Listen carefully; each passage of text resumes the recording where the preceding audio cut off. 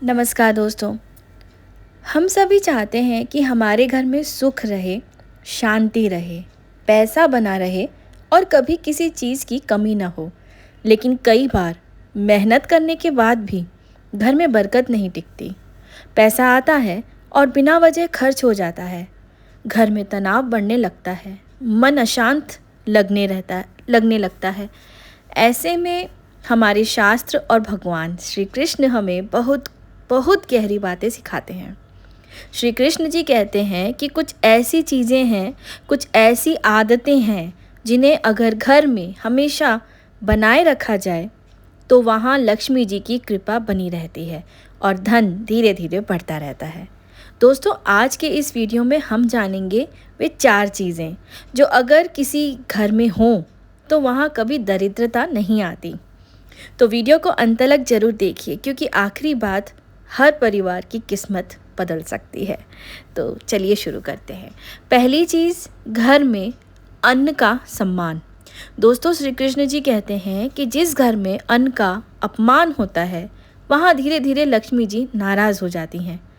आज कई लोग खाना प्लेट में छोड़ देते हैं, रोटी को फेंक देते हैं या खाने को सिर्फ एक चीज़ समझते हैं। लेकिन हमारे शास्त्रों में अन्न को अन्न देवता कहा गया है, क्योंकि अन्न सिर्फ पेट नहीं भरता, ये घर की ऊर्जा और बरकत को भी बनाए रखता है। जिस घर में रोटी का सम्मान होता है, जहाँ भोजन बनाने वाले की कद्र होती है, जहाँ भूखे को खाना खिलाया जाता है, वहाँ कभी गरीबी स्थायी नहीं रहती। कभी भी खाना बच जाता है तो अक्सर लोग यही कहते हैं कि भाई डस्टबिन में डाल देते हैं। इतना टाइम नहीं होता लोगों के पास आजकल कि भाई किसी के पास जाकर किसी गरीब को दे दें, या क्या किसी जानवर को खिला दो, किसी को भी, किसी भूखे प्राणी को, कबूतर हैं, कुत्ते हैं, गाय है, किसी को भी आप खिलाओ। इतना नहीं होता है तो भाई आप खुद खाकर ख़त्म करो। चावल बच जाता है, रोटी बच जाती है। आजकल तो इतनी सुविधा है कि घर तक आपको डिलीवरी बॉय डिलीवरी देकर चला जाता है। चावल बच जाता है, मान लीजिए उसका कुछ पुलाव बना दो, सेज़वान फ्राइड राइस बना लो, लेकिन उसे यूज़ करो। अगर किसी को देना नहीं चाहते तो खुद खाओ, किसी अपने ही फैमिली मेम्बर को खिलाओ। देखिए, बहुत हमारे जो बुज़ुर्ग हैं ना, वो कहते हैं कि बासी चावल खाना कभी ख़राब नहीं होता है। बासी चावल जो होता है ना, वो हमारे जो आंतड़ियाँ कहते हैं ना, उसे मजबूत करता है। तो हमारे शरीर के लिए पुराने ज़माने में तो लोग बाहर रख कर बासी कर कर वो खट्टा चावल खाते थे। क्यों खाते थे? क्योंकि उनके शरीर के लिए वो बहुत हेल्दी होता था। तो चावल को कभी भी मत फेंकिए। अगर बचता है तो उसका कुछ भी करके आप बना लीजिए। रोटियां बचती हैं तो रोटी का भी कुछ बना लीजिए, उसे रोल करके कुछ भी। आजकल तो इतना कुछ निकला है, मिर्च मसाला, ये वो, पिज़्ज़ा, कुछ ऐसा पिज़्ज़ा जैसा टेस्ट, उसमें मेयोनीज़ वगैरह डालकर उसे तवे पे सेक लीजिए, थोड़ा सा चीज़ डाल दीजिए, कुछ भी कर लेकिन उसे डस्टबिन में मत डालिए बस। और आपसे खाया नहीं जाता है तो किसी को भी बनाकर अच्छे से दीजिए ताकि वो खा ले, या किसी जानवर को खिला दीजिए, किसी को भी दे दीजिए, लेकिन उसका अपमान मत कीजिए। एक बार YouTube में देखोगे ना आप, तो आपको 100 तरीके मिलेंगे कि बचे हुए चावल का भाई क्या क्या बनाया जाए, या बची हुई रोटी को हम किस तरह से इस्तेमाल कर सकते हैं। दाल बच जाती है तो उसका किस तरह से ठेपला बना लीजिए, पराठे में यूज़ कर लीजिए, दाल का आटा गूंथकर खा लीजिए, का आटा गूंथकर उसकी पूरी बना लीजिए। बहुत चीज़ें आप कर सकते हो। तो दोस्तों, श्री कृष्ण जी स्वयं कहते हैं कि दान और भोजन सबसे बड़ा पुण्य है। अगर आपके घर में थोड़ा सा भी खाना बच जाए तो उसे फेंकने की बजाय किसी ज़रूरतमंद को दे दीजिए, पक्षियाँ, जानवर को खिला दीजिए। यकीन मानिए, पैसा हर घर हमेशा, मतलब आपका जो घर है ना, हमेशा भरा पूरा रहेगा। सच बोल रही हूँ। चलिए आइए आगे बढ़ते हैं। दूसरी चीज़ ये है कि घर में साफ सफाई और पवित्रता। दोस्तों, जहाँ गंदगी होती है वहाँ नकारात्मक ऊर्जा धीरे धीरे बढ़ने लगती है। श्री कृष्ण जी कहते हैं कि स्वच्छता केवल बाहर की नहीं, मन और विचारों की भी होनी चाहिए। ये नहीं कि घर चमका दिया, लेकिन अपने आप को, अगर आपके अंदर मन में आपका मन काला है तो कुछ नहीं हो सकता उस घर को चमकाने से भी। बहुत से लोग घर बड़ा बना लेते हैं, महंगी चीज़ें खरीद कर ले आते हैं, लेकिन घर का वातावरण भारी और तनावपूर्ण रहता है। वो लोग कभी सुखी नहीं रहते हैं। घर का वातावरण हमेशा भारी और तनावपूर्ण रहता है। क्यों? क्योंकि वहाँ शांति नहीं होती।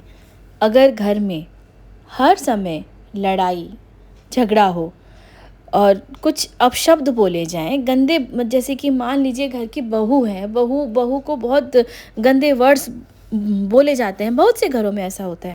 और मन में ईर्ष्या भरी होती है। जैसे कि घर पे एक ही घर में देवरानी जेठानियाँ होती हैं, बहुत से घरों में होता है ऐसा। क्योंकि देखिए, ये जो मैंने फेस किया ना, मैं वो बता रही हूँ। ये ज़रूरी नहीं कि हर घर में या सिर्फ देवरानी और जेठानी के बीच में, भाई भाई में भी होता है और मतलब बहुत से लोगों में होता है। तो याद रखिए, लक्ष्मी जी वहाँ आती हैं जहाँ सफाई के साथ सकारात्मक ऊर्जा भी हो। सुबह घर में दीपक जलाइए, भगवान का नाम लीजिए, थोड़ा भजन गाइए या भजन लगा दीजिए। देखिए कैसे घर का माहौल बदलने लगता है। कई बार घर की असली गरीबी पैसों की नहीं, मन की अशांति होती है। और जहाँ मन शांत हो जाए, वहीं असली समृद्धि शुरू होती है। आइए आगे बढ़ते हैं। तीसरी चीज़ वो है बड़ों का सम्मान और परिवार में प्रेम। दोस्तों, श्री कृष्ण जी ने हमेशा रिश्तों को सबसे बड़ा धन माना है। आज लोग पैसा कमाने में इतने व्यस्त हो गए हैं कि घर के बुजुर्गों का सम्मान करना भूलते जा रहे हैं। लेकिन याद रखिए, जिस घर में माता पिता दुखी रहते हैं, जहाँ बड़ों की बातों का अपमान होता है, वहाँ बरकत धीरे धीरे कम होने लगती है। अगर आपने नोटिस नहीं किया है तो नोटिस करिए।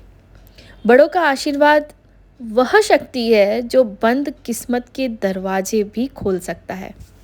और सिर्फ बड़ों का सम्मान ही नहीं, पति पत्नी के बीच प्रेम, भाई बहनों में अपनापन और घर में मधुर शब्द, ये सब मिलकर घर को स्वर्ग बना देते हैं। श्री कृष्ण जी कहते हैं कि कटु वाणी सबसे बड़ा विनाश करती है। कई बार घर में पैसा तो बहुत होता है, लेकिन खुशी नहीं होती, क्योंकि वहाँ रिश्ते टूट चुके होते हैं। दोस्तों, जहाँ प्रेम होता है वहीं भगवान का वास होता है। इसलिए कोशिश कीजिए कि घर में कोई भी व्यक्ति खुद को अकेला महसूस न करे। आइए अब आगे बढ़ते हैं। चौथी चीज़ वो है घर में भगवान का स्मरण और कृतज्ञता। तो दोस्तों, श्री कृष्ण जी कहते हैं कि जो व्यक्ति हर परिस्थिति में भगवान को याद करता है, उसके जीवन में धीरे धीरे चमत्कार होने लगते हैं। आज लोग दुख में तो भगवान को याद करते हैं, लेकिन सुख मिलते ही भूल जाते हैं। कृतज्ञता यानी धन्यवाद की भावना घर की सबसे बड़ी सकारात्मक शक्ति होती है। सुबह उठकर अगर आप सिर्फ यह कह दें कि हे भगवान, जो दिया उसके लिए धन्यवाद, तो जीवन की सोच बदलने लगती है। जिस घर में रोज़ भगवान का नाम लिया जाता है, जहाँ बच्चों को अच्छे संस्कार दिए जाते हैं, जहाँ अहंकार कम और विनम्रता ज़्यादा होती है, वहाँ धन के साथ शांति भी बनी रहती है। और दोस्तों, याद रखिए, सिर्फ बैंक बैलेंस बढ़ जाना ही अमीरी नहीं है। असली अमीरी है स्वस्थ शरीर, शांत मन, प्यार करने वाला परिवार और संतोष। जिसके पास ये 4 चीज़ें हैं, वह दुनिया का सबसे अमीर इंसान है। और कभी कभी हम सोचते हैं कि हमारे पास क्या नहीं है, लेकिन ये भूल जाते हैं कि जो हमारे पास है वो भी किसी का सपना है।